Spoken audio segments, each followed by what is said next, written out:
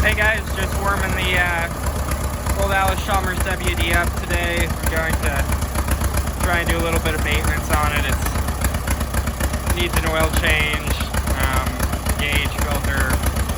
I need to at some point go and pull the fuel tank off and clean that out a little bit because there's rust in there. That's why it's not running very good, but should at least run enough to warm it up for the oil change. Even this front right tire needs a new valve core put in, so I'll get that done and go from there. So I just shut the tractor off. I let it run for a couple minutes to warm up the oil before I did an oil change on it. I did look at that valve core, and unfortunately it's not removable, at least not with a normal valve core tool. So I guess we'll probably just have to change that, change the tube out in that tire. But in the meantime, I can at least I want to do the filter, oil, and put a new oil pressure gauge in it. I'm using, it's a Napa Gold, I believe it's a 7011, yep, filter, and then I'm just using Valvoline 1030 full synthetic, which I run in most of our older tractors, and they seem to do pretty well with it. So just get started by draining the oil.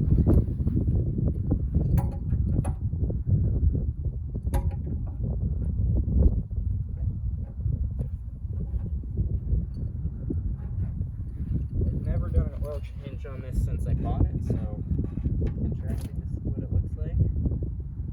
Definitely a little black.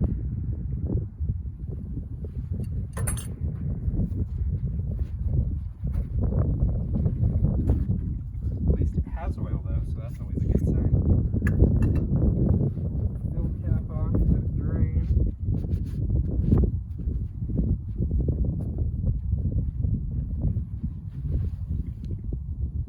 Definitely hasn't been changed in a while, but I don't see any metallic like metal shavings or anything in it. Could have some, but set that drain plug there.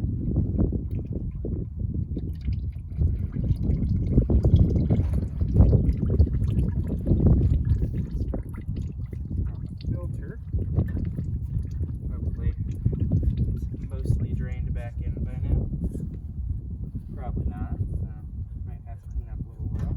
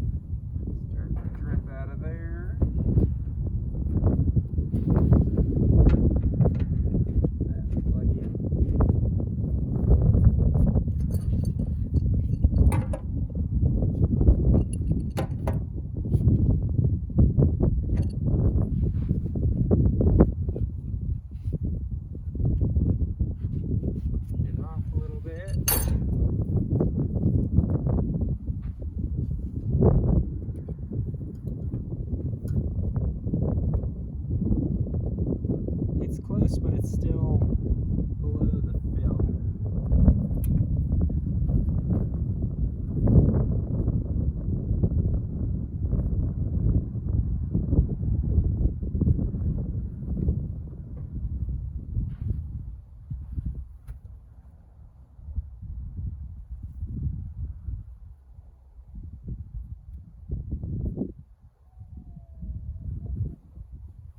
Always hard to see the fresh oil on the dipstick.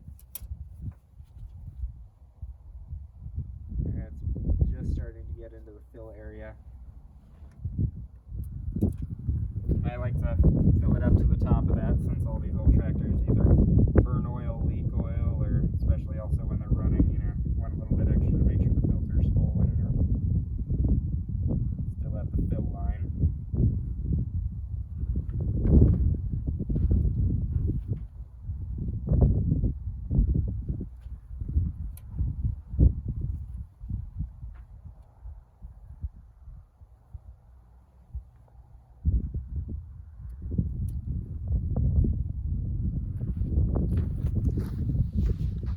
Hard to see on that dipstick, but it's pretty much right at that fill line if it'll focus.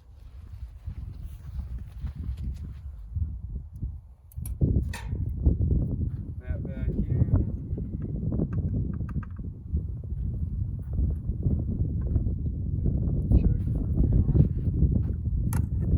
And my oil cap has some holes rusted through the top of it, so I'm definitely going to need to fix that or replace it at some point. And then see if I can get some gauge off. We have a replacement. Really nice. I mean, the gauge, it still works, but it's all clouded up and there's condensation in it. Probably the original gauge, so not going to hurt to have a new replacement. Probably not as good of a quality, but has the Allis Chalmers name and everything on it, so it's a good reproduction to an extent.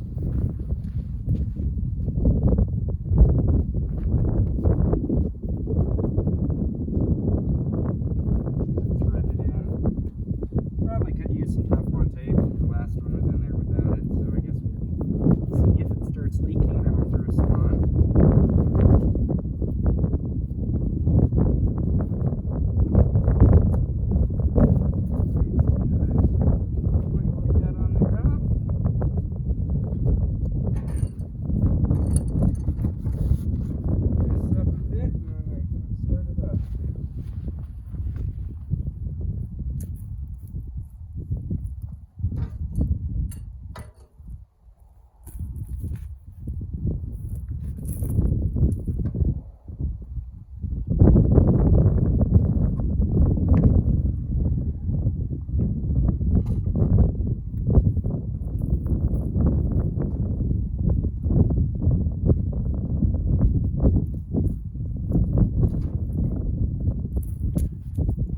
I'd say on there, probably rough guess, I use close to 8 quarts just to get it to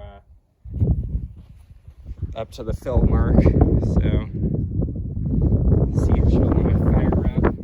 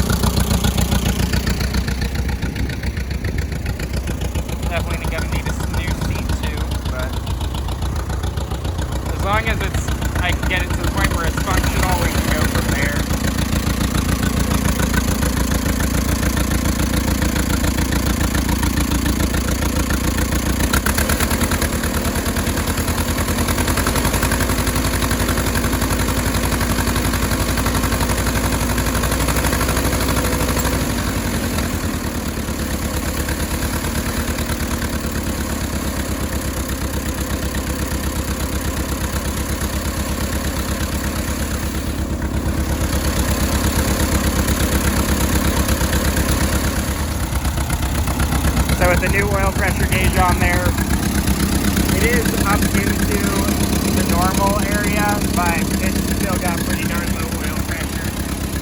And if I rev it up,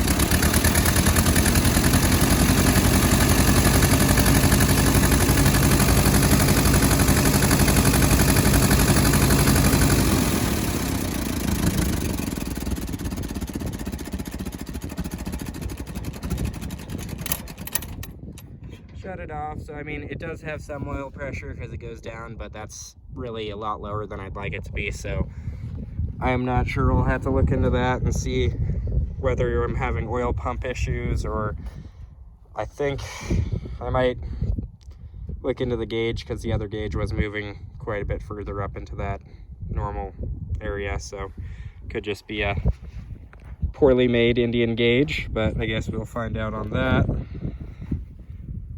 The oil, wipe it off a bit. Not the most scientific way. Yeah, it's right in that full portion. It's hard to tell. It kind of looks like it's over full on there, but it's not. Just wiped it off and checked with a rag. But yeah, should make a good little tractor with some more work. I did do a new condenser and points. I had to replace one of the wires. That's one of the grounding wires inside of here. And then I changed out 3 of the 4 wires, but unfortunately the package I ordered didn't have the right set, so had to stick with one of the old wires, which definitely could be replaced. But I'll make some more videos. So pull that oil bath and change it out. I'm sure it's pretty gross. Yep. Got some nice helping of dead wasps and things in there. The oil doesn't look horrible, but wasps definitely built a nest up in there. There's a bunch of them stuck on the screen.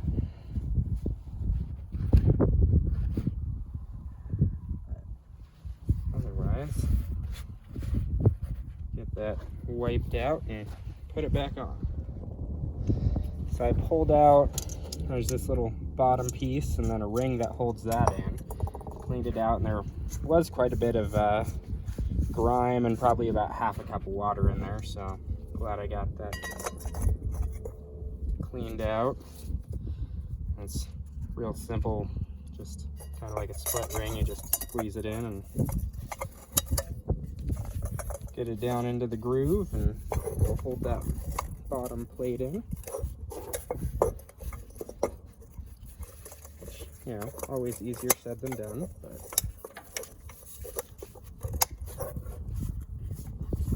get it all in there like that. And then normally I just fill them up with either same oil as the engine. This is just Rotella 1030 that I had.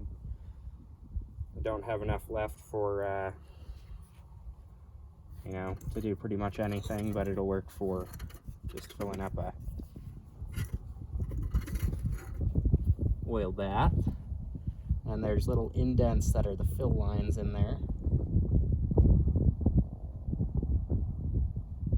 Takes a little bit of time for it to drain down into that bottom section.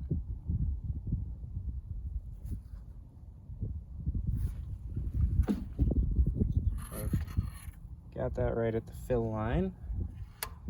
Just lift that out. Get it back on there. See if I can do it without spilling too much. And then it just has like a little bail that flips down over it to lock it on there. And that's about it. So when I picked up the gauge and filter at the auto parts store, they had a sediment bowl that was meant to fit it, so I grabbed that as well, because this old one, I know there's rust in the tank, and you know, it's hard to see, but that's all plugged up with rust, and one of those things where you'd have to like stop and blow it out because the force air back in through there to let it basically let you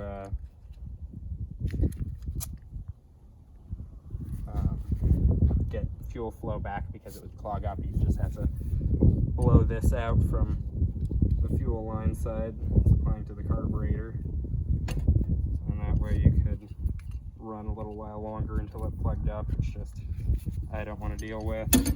And I did flush the tank out pretty well. I also don't like missing the screen in the top, and it's all corroded in there, so we'll just put the new one on when I have a little bit more time and the weather's a little warmer. I plan on pulling the tank off. I've already flushed it, but it really needs to be taken off, and either have vinegar put in there or do a thing with electrolysis and a battery and some zinc to clean it up. But until I have time to do this, hopefully it'll help me run a little bit longer.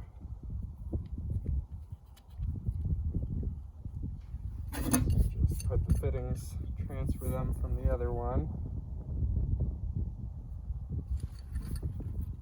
Not the ideal way to do it. I'd like to have it in a vise so I'm not putting stress on everything, but it'll work.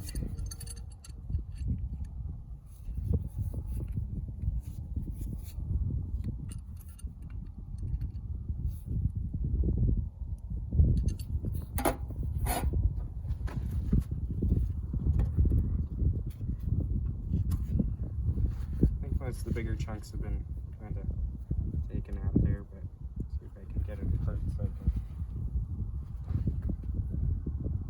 Oh, hands are cold, so I don't want to do it. Mess my hand up, but we'll get it off with a pair of pliers later. Anyways, it has a brass screen in there that filters everything. Fuel goes down in, fills it up, passes through the brass screen, and then it goes out to the fuel line, the carburetor.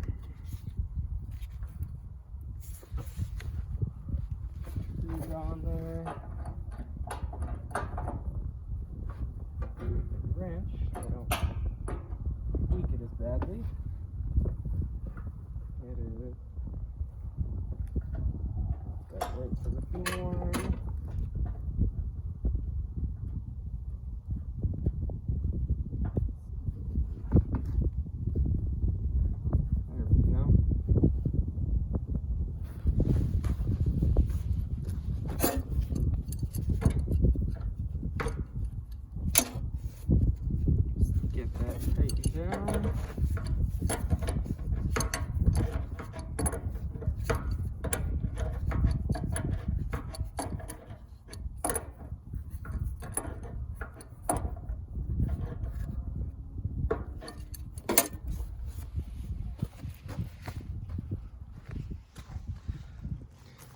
So I filled the tank up with some ethanol-free gas and opened it up. Seems to be good without leaking at all, so that's good. But I mean, obviously still have sediment and rust in the tank, so sooner than later I'll have to get that cleaned out. But make sure that it starts up and put it back in the shed for the day. It's a choke, throttle.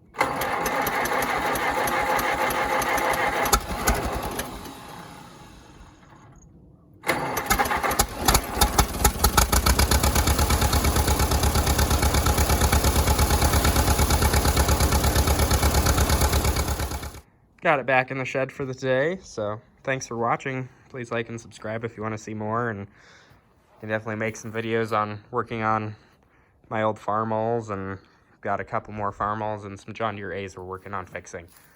So have a good rest of your day. Thanks for watching.